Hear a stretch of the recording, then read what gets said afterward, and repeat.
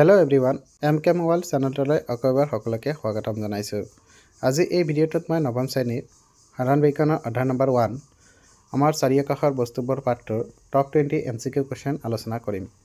আশা কৰোঁ ভিডিঅ'টো তোমালোকক সকলোকে ভাল লাগিব। প্ৰথম কুৱেশ্যনটো দিয়া আছে আমাক যে ভৌতিক অৱস্থাৰ ওপৰত ভিত্তি কৰি পদাৰ্থবোৰক কেইটা ভাগত বিভক্ত কৰা হয়। তো তোমালোকে মনত ৰাখিবা যে ভৌতিক অৱস্থাৰ ওপৰত ভিত্তি কৰি পদাৰ্থবোৰক আমি তিনিটা ভাগত ভাগ কৰিব পাৰোঁ।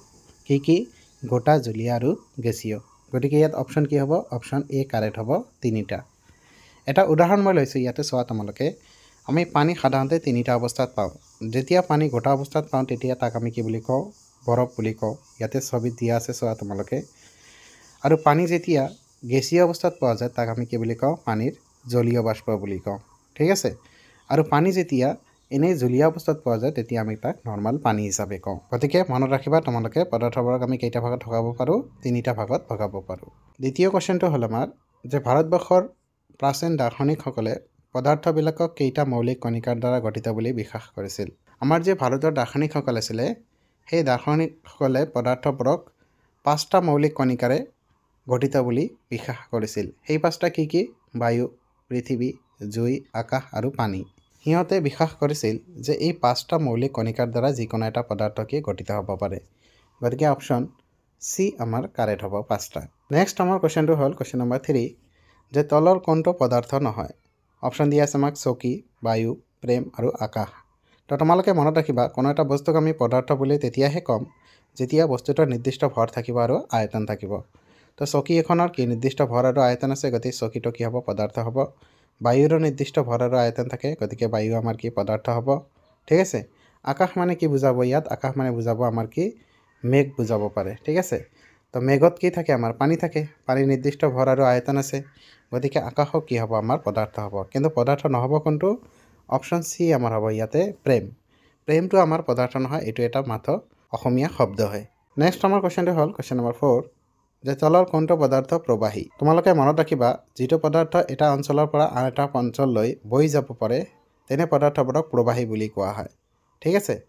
গতিকে কঠিন পদাৰ্থ ইয়াত প্ৰবাহী হ'ব নোৱাৰে, অৰ্থাৎ কঠিন পদাৰ্থ এঠাইৰ পৰা আন ঠাইলৈ প্ৰবাহিত হ'ব নোৱাৰে। কিন্তু অপশ্যন বি দি আছে চোৱা তোমালোকে তৰল পদাৰ্থ বা জুলীয়া পদাৰ্থ। ঠিক আছে। তো জুলীয়া পদাৰ্থ কি হয়? এটা অঞ্চলৰ পৰা আন এটা অঞ্চললৈ বৈ যাব পাৰে। সেইবাবে জুলীয়া পদাৰ্থক আমি কি বুলি ক'ব পাৰোঁ? প্ৰবাহী বুলি ক'ব পাৰোঁ। ঠিক আছে। তো কঠিন পদাৰ্থক আমি প্ৰবাহী বুলি ক'ব নোৱাৰোঁ, কিয়নো কাৰণ কঠিন পদাৰ্থ এটা অঞ্চলৰ পৰা আন এটা অঞ্চললৈ বৈ যাব নোৱাৰে। নেক্সট আমাৰ কুৱেশ্যনটো হ'ল কুৱেশ্যন নম্বৰ 5 যে তলৰ কোনটো পদাৰ্থৰ আন্তঃআণৱিক আকৰ্ষণ বল সৰ্বাধিক? মই অলপ আগতে ক'লোঁ তোমালোকক যে পদাৰ্থবোৰ কেইটা অৱস্থাত পোৱা যায়? গোটা অৱস্থা, জলীয়া অৱস্থা আৰু গেছীয় অৱস্থা। তো তোমালোকে মনত ৰাখিবা যে গোটা পদাৰ্থৰ যিটো আন্তঃআণৱিক আকৰ্ষণ বল এইটো আটাইতকৈ বেছি হয়, তাৰপিছত আমাৰ জুলীয়া বা তৰল পদাৰ্থ আৰু শেষত কি হয়? আমাৰ গেছীয় পদাৰ্থ। যিহেতু ইয়াত কৈছে তলৰ কোনটো পদাৰ্থৰ আন্তঃআণৱিক আকৰ্ষণ বল সৰ্বাধিক, গতিকে অপশ্যন চি হ'ব আমাৰ কাৰেক্ট যে গোটা পদাৰ্থৰ আন্তঃআণৱিক আকৰ্ষণ বল আটাইতকৈ কি হয়? বেছি হয়। নেক্সট আমাৰ কুৱেশ্যনটো হ'ল কুৱেশ্যন নম্বৰ 6 যে চাপৰ এছআই একক হৈছে। চাপৰ এছআই একক কি? চাপৰ এছআই একক হ'ল আমাৰ কি? পাস্কেল। ঠিক আছে। বা আমি ইয়াক কি বুলি ক'ব পাৰোঁ? নিউটন প্ৰতি মিটাৰ স্কোৱাৰ বুলি ক'ব পাৰোঁ। চোৱা তোমালোকে কেনেকৈ হয়? আমি জানো চাপ ইজিকেলটো কি? F/A। ঠিক আছে। তো এফ মানে ইয়াত কি বুজাইছে? বল বুজাইছে, আৰু বলৰ একক কি হয়? আমাৰ নিউটন। এ মানে কি বুজাইছে? ইয়াত ক্ষেত্ৰফল বুজাইছে, আৰু ক্ষেত্ৰফলৰ আমাৰ কি হয়? ক্ষেত্ৰফলৰ একক হয় মিটাৰ স্কোৱাৰ। গতিকে মিটাৰটো ওপৰত গ'লে কি হ'ব? আমাৰ মাইনাছ হৈ যাব। গতিকে আমি ক'ব পাৰোঁ চাপৰ একক কি? নিউটন প্ৰতি মিটাৰ স্কোৱাৰ, বা এই নিউটন প্ৰতি মিটাৰ স্কোৱাৰটোকে আমি কি বুলি কওঁ? পাস্কেল বুলি কওঁ। ঠিক আছে। নেক্সট আমাৰ কুৱেশ্যনটো হ'ল কুৱেশ্যন নম্বৰ 7 যে বৰফৰ গলনাংক হ'ল। ঠিক আছে। তো তোমালোকে মনত ৰাখিবা বৰফ কিমান ডিগ্ৰী চেলচিয়াছত গ'লে? বৰফ সদায় 0 ডিগ্ৰী চেলচিয়াছত গ'লে। ঠিক আছে। কিন্তু ইয়াতে চোৱা তোমালোকে বৰফৰ গলনাংকটো ডিগ্ৰী চেলচিয়াছ এককত দিয়া নাই, সেইটো কিহত দিয়া আছে? কেলভিনত দিয়া আছে। গতিকে 0 ডিগ্ৰী চেলচিয়াছটো যিটো আছে, বৰফ 0 ডিগ্ৰী চেলচিয়াছত আমাৰ গ'লে সেই চেলচিয়াছটোক আমি কিহত প্ৰকাশ কৰিব লাগিব? কেলভিনত প্ৰকাশ কৰিব লাগিব। যিকোনো পদাৰ্থ এটাৰ উষ্ণতা চেলচিয়াছ স্কেলত থাকিলে তাক আমি কেলভিনত প্ৰকাশ কৰিব হ'লে তাৰ লগত কিমান যোগ কৰিব লাগে? 273.16। ঠিক আছে। গতিকে আমি ক'ব পাৰোঁ যে বৰফ যদি আমাৰ 0 ডিগ্ৰী চেলচিয়াছত গ'লে তেনেহ'লে ইয়াক যদি আমি কেলভিনত প্ৰকাশ কৰোঁ কিমান হ'ব? 273.16 কেলভিন হ'ব। কোনটো অপশ্যন আছে আমাৰ? এইটো অপশ্যন আছে আমাৰ অপশ্যন বি 273.16 কেলভিন। নেক্সট আমাৰ কুৱেশ্যনটো হ'ল কুৱেশ্যন নম্বৰ 8 যে দুটা বেলেগ বেলেগ পদাৰ্থৰ কণিকাবোৰ পৰস্পৰ মিহলি হোৱাক বোলা হয় ডেশ। তো তোমালোকে মনত ৰাখিবা যে দুটা বেলেগ বেলেগ পদাৰ্থ যেতিয়া পৰস্পৰ মিহলি হয় সেই প্ৰক্ৰিয়াটোক আমি বেপন বুলি কওঁ। ঠিক আছে, ইয়াত অপশ্যন বি হ'ব কাৰেক্ট। ইয়াতে চোৱা তোমালোকে মই এটা উদাহৰণ লৈছোঁ। ইয়াত 1 গিলাচমান পানী লোৱা হৈছে আৰু এই পানীত এটুকুৰামান পটাছিয়াম পাৰমেংগানেট দিয়া হৈছে। পটাছিয়াম পাৰমেংগানেটৰ সংকেত চোৱা তোমালোকে KMnO4। ঠিক আছে, যেতিয়া পটাছিয়াম পাৰমেংগানেটটো পানীত দিয়া হৈছে তেতিয়া কি হয়, এই পটাছিয়াম পাৰমেংগানেটটো লাহে লাহে লাহে লাহে পানীৰ লগত মিহলি হয় আৰু গোটেই পানীৰ ভৰি পৰে। এই যে পটাছিয়াম পাৰমেংগানেট এটা অঞ্চলৰ পৰা গোটেই পানীত ভৰি পৰিল, অৰ্থাৎ আমাৰ পানীত কি ভালদৰে মিহলি হৈ গ'ল, পৰস্পৰ মিহলি হৈ গ'ল, এই বস্তুটোক আমি কি বুলি কওঁ, বেপন বুলি কওঁ। বহুত ইম্পৰ্টেণ্ট কুৱেশ্যন হয়, এইটো মনত ৰাখিবা তোমালোকে যে যিকোনো দুটা পদাৰ্থ পৰস্পৰ যেতিয়া মিহলি হ'ব সেই প্ৰক্ৰিয়াটোক আমি কি বুলি কওঁ, বেপন বুলি কওঁ। নেক্সট আমাৰ কুৱেশ্যনটো হ'ল কুৱেশ্যন নম্বৰ 9, যে তাপৰ প্ৰভাৱত পদাৰ্থ এটা জলীয় অৱস্থাপ্ৰাপ্ত নোহোৱাকৈ কঠিনৰ পৰা পোনে পোনে গেছীয় অৱস্থালৈ পৰিৱৰ্তন হোৱাক ডেশ বোলে। যেতিয়া কোনো এটা গোটা পদাৰ্থ জলীয় অৱস্থাপ্ৰাপ্ত নোহোৱাকৈ পোনে পোনে গেছীয় হয় তেতিয়া আমি তাক কি বুলি কওঁ, ঊৰ্ধ্বপাতন বুলি কওঁ। বহুত ইম্পৰ্টেণ্ট হয়, এইটো মনত ৰাখিবা। ইয়াতে চোৱা তোমালোকে এটা চামুচ আছে আৰু এই চামুচত আমাৰ শুকান বৰফ লোৱা হৈছে। শুকান বৰফ মানে কি, গোটা কাৰ্বন ডাই অক্সাইড। যেতিয়া এই চামুচটোত গোটা কাৰ্বন ডাই অক্সাইড লোৱা হৈছে তেতিয়া চোৱা তোমালোকে এই চামুচত থকা গোটা কাৰ্বন ডাই অক্সাইডটো জুলীয়া নোহোৱাকৈ পোনে পোনে গেছলৈ ৰূপান্তৰিত হৈ আছে। চোৱা তোমালোকে ধোঁৱাৰ নিচিনা কিবা ওলাই গৈ আছে। তো এইটো কি, গোটাৰ পৰা ডাইৰেক্ট আমাৰ কি হৈ আছে, গেছ হৈ আছে, কিন্তু জলীয় অৱস্থাপ্ৰাপ্ত নোহোৱাকৈ ডাইৰেক্ট গেছ হৈ আছে। এই প্ৰক্ৰিয়াটোক আমি কি বুলি কওঁ, ঊৰ্ধ্বপাতন বুলি কওঁ। ঠিক আছে, তো তোমালোকে মনত ৰাখিবা যে গোটা কাৰ্বন ডাই অক্সাইড যিটো আছে সেইটো আমি কি ঊৰ্ধ্বপাতন কৰিব পাৰোঁ। নেক্সট কুৱেশ্যনটো হ'ল আমাৰ যে তলৰ কোনটো পদাৰ্থ জলীয় অৱস্থাপ্ৰাপ্ত নোহোৱাকৈ পোনে পোনে গেছীয় হয়। অপশ্যন দিয়া আছে চোৱা তোমালোকে, পানী, বৰফ, গোটা কাৰ্বন ডাই অক্সাইড। এতিয়াই দেখাই দিলোঁ তোমালোকক এইটো চিত্ৰ চোৱা যে গোটা কাৰ্বন ডাই অক্সাইড চামুচত লৈছে, সেই চামুচৰ পৰা গোটা কাৰ্বন ডাই অক্সাইড পোনে পোনে গেছীয় পদাৰ্থলৈ ৰূপান্তৰিত হৈছে জলীয় অৱস্থাপ্ৰাপ্ত নোহোৱাকৈ। এই প্ৰক্ৰিয়াটোক আমি কি বুলি কৈছিলোঁ, ঊৰ্ধ্বপাতন বুলি কৈছিলোঁ। গতিকে চোৱা তোমালোকে অপশ্যনত আমাৰ কি আছে, গোটা কাৰ্বন ডাই অক্সাইড আছে। গোটা কাৰ্বন ডাই অক্সাইড আমাৰ কি জলীয় অৱস্থাপ্ৰাপ্ত নোহোৱাকৈ পোনে পোনে গেছীয় অৱস্থালৈ যাব পাৰে। গতিকে অপশ্যন চি আমাৰ কি হ'ব, কাৰেক্ট হ'ব। নেক্সট আমাৰ কুৱেশ্যনটো হ'ল কুৱেশ্যন নম্বৰ 11, নিম্নোক্ত কোনটো পদাৰ্থই ঊৰ্ধ্বপাতন কৰে। ইয়াত কেইটামান পদাৰ্থ দিয়া আছে, কোনটো আমাৰ ঊৰ্ধ্বপাতন সংঘটিত কৰে সেইটো আমাৰ লিখিব লাগে। ঠিক আছে, তো তোমালোকে চোৱা অপশ্যন এ দিয়া আছে আমাক আয়ডিন, অপশ্যন বি দিয়া আছে কৰ্পূৰ আৰু অপশ্যন চি দিয়া আছে আমাক গোটা কাৰ্বন ডাই অক্সাইড। আমি অলপ আগতে চালোঁ গোটা কাৰ্বন ডাই অক্সাইড কি আমাৰ ঊৰ্ধ্বপাতন কৰে।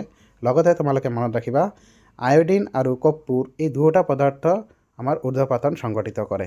গতিকে ওপৰত আটাইকেইটাই আমাৰ কি কৰিব, ঊৰ্ধ্বপাতন সংঘটিত কৰিব।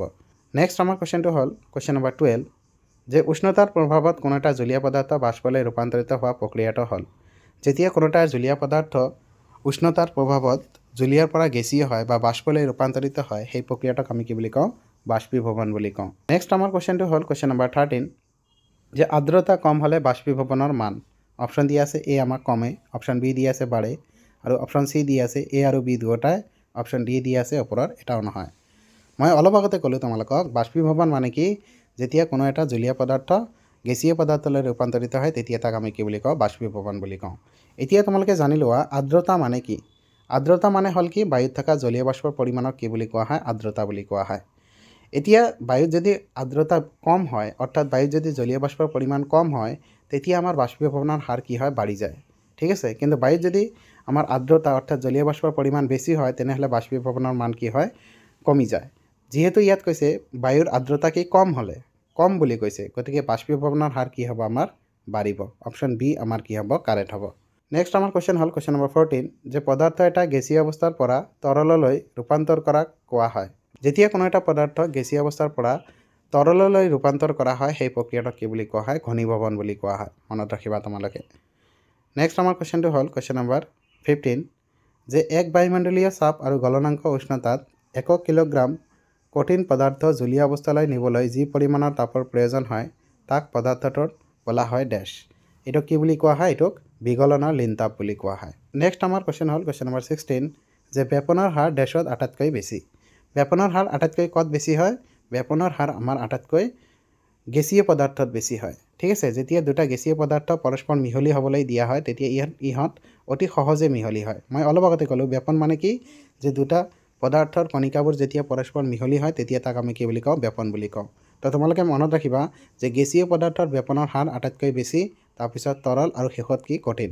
নেক্সট আমাৰ কুৱেশ্যনটো হ'ল কুৱেশ্যন নম্বৰ 17 যে স্পঞ্জক চাপ বা হেঁচা প্ৰয়োগ কৰি সংকুচিত কৰিব পাৰি ই এবিধ ডেছ ঠিক আছে স্পঞ্জ চাইছা তোমালোকে নিশ্চয় যিবিলাক আমি কি গাড়ীৰ চিটত ব্যৱহাৰ কৰা হয় কেতিয়াবা চাইকেলৰ চিটত ব্যৱহাৰ কৰা হয় ঠিক আছে এই স্পঞ্জটো আমাৰ কি কঠিন পদাৰ্থ আমি জানো যে কঠিন পদাৰ্থকে সংকুচিত কৰিব নোৱাৰোঁ কিন্তু স্পঞ্জ এনে এটা কঠিন পদাৰ্থ যাক আমি কি সংকুচিত কৰিব পাৰোঁ যেহেতু ইয়াত কৈছে যে স্পঞ্জক চাপ বা হেঁচা প্ৰয়োগ কৰি সংকুচিত কৰিব পাৰি ই এবিধ ডেছ তো যেহেতু আমি স্পঞ্জক সংকুচিত কৰিব পাৰিছোঁ গতিকে ই কঠিন পদাৰ্থ হ'ব নালাগিছিল কিন্তু স্পঞ্জ এনেকুৱা এটা কঠিন পদাৰ্থ যাকে সংকুচিত কৰিব পাৰি গতিকে আমাৰ যিটো খালী ঠাই দিয়া আছে তাত কি হ'ব কঠিন পদাৰ্থ হ'ব নেক্সট আমাৰ কুৱেশ্যনটো হ'ল কুৱেশ্যন নম্বৰ 18 যে পদাৰ্থৰ কণিকাবোৰত থাকে পদাৰ্থৰ কণিকাবোৰত কি থাকে পদাৰ্থৰ কণিকাবোৰত গতিশক্তি থাকে গতিশক্তি কি যে পদাৰ্থ এটাৰ তাৰ কণিকাৰ গতিৰ ফলত যি শক্তি লাভ কৰে তাক কি বুলি কোৱা হয় গতিশক্তি বুলি কোৱা হয় তোমালোকে এটা কথা মনত ৰাখিবা যে পদাৰ্থৰ যিবোৰ কণিকা আছে সূক্ষ্ম সূক্ষ্ম কণিকা অৰ্থাৎ পৰমাণু সেই পৰমাণুবোৰ অনবৰত কি গতি কৰি থাকে ঠিক আছে আৰু গতি কৰি থকা বস্তু এটাৰ সদায় কি পোৱা যায় গতিশক্তি পোৱা যায় যেহেতু পদাৰ্থৰ কণিকাবোৰ গতি কৰি থাকে গতিকে ইহঁতৰ কি থাকিব গতিশক্তি থাকিব নেক্সট আমাৰ কুৱেশ্যনটো হ'ল কুৱেশ্যন নম্বৰ 19 যে যি ধৰ্মৰ ফলত এক বৃহৎ আয়তনৰ গেছক এক ক্ষুদ্ৰ আয়তনৰ চিলিণ্ডাৰত ৰাখিব পাৰি তাক ডেছ বুলি কোৱা হয় তো তোমালোকে মনত ৰাখিবা পদাৰ্থ এটাৰ যে সংকোচনশীলতা ধৰ্ম আছে অৰ্থাৎ পদাৰ্থ এটাক চাপ প্ৰয়োগ কৰি তাৰ আকাৰ আকৃতি সলনি কৰিব পাৰি সেই ধৰ্মটোৰ বাবে আমি গেছবোৰক কি কৰিব পাৰোঁ এটা বৃহৎ আকাৰৰ গেছ বৃহৎ পৰিমাণৰ গেছক আমি কি সৰু পাত্ৰ এটাত বা চিলিণ্ডাৰ এটাত ভৰাই থ'ব পাৰোঁ ঠিক আছে গতিকে ইয়াত অপশ্যন চি হ'ব আমাৰ কাৰেক্ট নেক্সট আমাৰ কুৱেশ্যনটো হ'ল কুৱেশ্যন নম্বৰ 20 যে পদাৰ্থৰ প্ৰতি একক আয়তনৰ ভৰৰ পৰিমাণক ডেছ বোলে পদাৰ্থৰ প্ৰতি একক আয়তনৰ ভৰৰ পৰিমাণক ঘনত্ব বুলি কোৱা হয় মনত ৰাখিবা এইটো হ'ল আমাৰ ঘনত্ব ঠিক আছে আশা কৰোঁ ভিডিঅ'টো তোমালোকক ভাল লাগিব যদি তোমালোকক ভিডিঅ'টো ভাল লাগে তেন্তে চেনেলটো নিশ্চয় ছাবস্ক্ৰাইব কৰিবা আৰু ভিডিঅ'টো তোমাৰ লগৰক শ্বেয়াৰ কৰিবা থেংক ইউ সকলোকে